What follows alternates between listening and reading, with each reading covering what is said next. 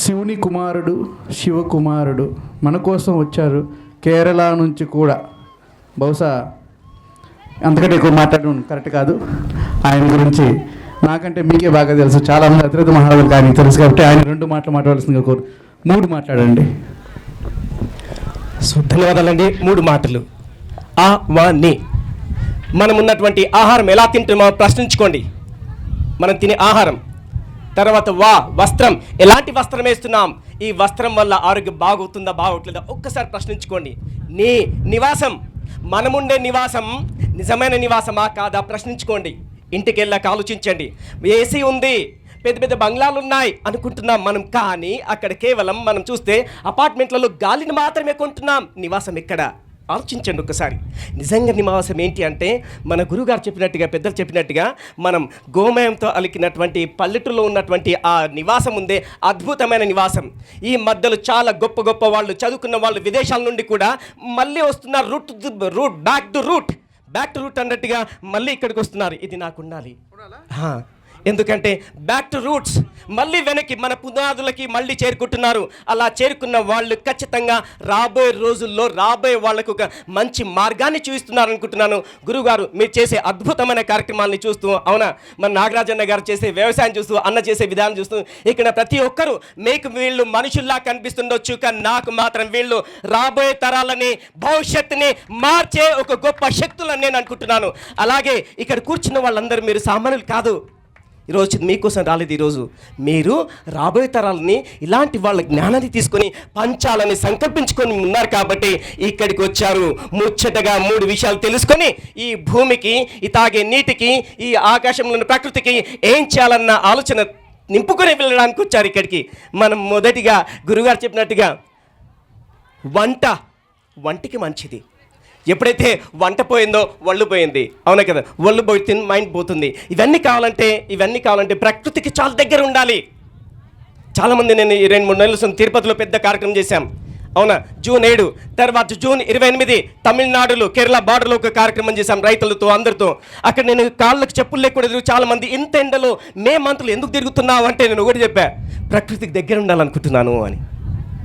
చాలామంది కాళ్ళు కాలుతున్నాయన్నారు. ఎస్ అండి, బూట్లు వేసుకొని నేను ఇన్ని రోజులు ఉన్నాను, అవునా, కార్లలో తిరిగాను, కానీ సూట్ లేకుండా బూట్ లేకుండా తిరిగితే అప్పుడప్పుడు భూమి వేడెక్కితే నేను ఇంకా హుషారుగా అవుతున్నాను అనిపించింది. అలాగే ఎవరైతే రైతు సోదరులు ఉన్నారో, గ్రామాల్లో ఉన్నారో, వాళ్ళు ఖచ్చితంగా వాళ్ళ దగ్గరికి రోగాలు రావు. ఎందుకంటే నిజమైన రైతు ఎవరంటే, నేను ఇలాంటి పెద్దవాళ్ళ సమక్షంలో తెలుసుకున్న విషయం ఏంటి అంటే, నిజమైన రైతు ఎవరంటే దేవుళ్ళకే ప్రసాదం పెట్టే దేవుళ్ళకి దేవుడు రైతు. ఇలాంటి విషయాలు నేను ఎలా తెలుసుకోగలిగానంటే, గోపాల్స్, GOPALS, గోపాల్స్ అంటే అర్థం ఏంటంటే ఫ్రెండ్ ఆఫ్ కౌ. మనం స్నేహం చేయాలి. దేంతో చేయాలి? గోవుతో స్నేహం చేయాలి. ఆ గోవు ఉన్నట్టయితే మనం తినే ఆహారం, మన మట్టి, మన ప్రకృతి అన్నీ బాగవుతాయి అన్న విషయం తెలుసుకొని ఇలా ప్రయాణం చేస్తున్నాను. నిజంగా గురుగారు చెప్పినట్టు 1 ఎకరం కానివ్వండి, 2 ఎకరాలు కానివ్వండి, గోవుతో మీరు ఉన్నట్టయితే ఖచ్చితంగా మెంటల్ టెన్షన్ ఉండదు, డెంటల్ టెన్షన్ ఉండదు.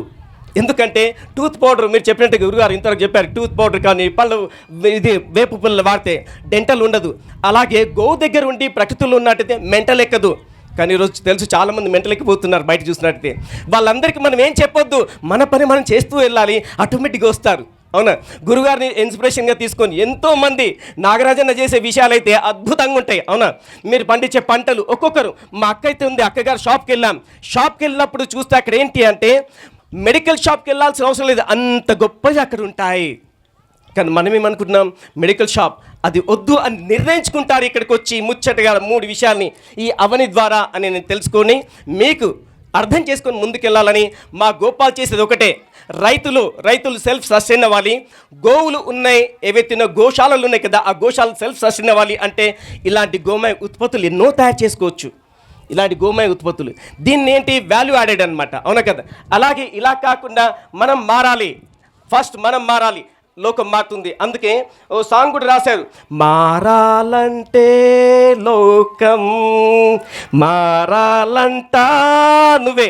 అంటే ఫస్ట్ మనం మారే ప్రయత్నం చేయాలి. కాబట్టి అలా గోపాల్ ద్వారా ప్రయత్నం చేస్తున్నాం. ఇలాంటి ఎన్నో ఉత్పత్తుల్ని తయారు చేస్తూ అవునా? దీని ద్వారా కూడా ఎలా సెల్ఫ్ సస్టైన్ అవ్వాలని నేర్పుతూ ముందుకు తీసుకెళ్తున్నాం. అలాగే మనం తినే ఆహారం దగ్గర నుండి మనం ఏం చేస్తున్నామంటే ప్రతిరోజు ఏ ఫంక్షన్లో అయినా ఇంతవరకు గురుగారు చెప్పినట్టుగా ఏ ఫంక్షన్లో చూసినా ప్రతి ఒక్కరము plastic plate, plastic glass, plastic plate, plastic గాజు. ఎందుకు మారొద్దు మనం ఒక ప్లాస్టిక్ ప్లేట్తో? ఆలోచించండి. ఆలోచిస్తారనుకుంటున్నాను నేను. అవును కదండి? ఇలా మనం మోసే చాలా బాగుంటుంది. అవునా? తాగే బాటిల్, తాగే నీటి దగ్గర నుండి కూడా ప్రతిదీ కూడా మనం మార్చుకోవచ్చు. ఇవన్నీ మారాలంటే ఫస్ట్ ఆలోచన విధానం మారాలి.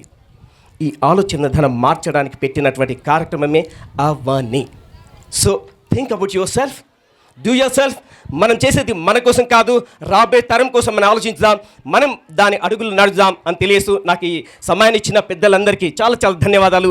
తర్వాత మన గురువు గారికి ఈ జపమాలతో సన్మానం చేసుకుంటాం. గురువుగారు చివరిగా అందరం ఒక్కసారి చేతులు పైకెత్తి జై గోమాత, గట్టిగా ఆ గోమాతని జై గోమాత, జై భూమాత, జై భూమాత, జై ప్రకృతి మాత, జై ప్రకృతి మాత.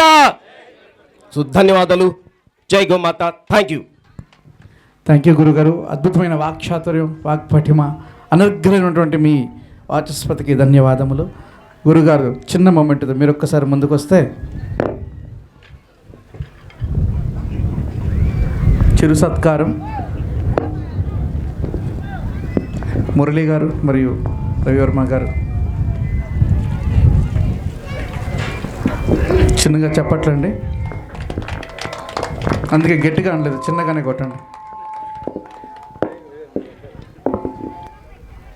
తదుపరి మరిన్ని అప్డేట్స్ కోసం బ్యాక్ టు రూట్స్ యూట్యూబ్ ఛానల్ని సబ్స్క్రైబ్ చేసుకోండి.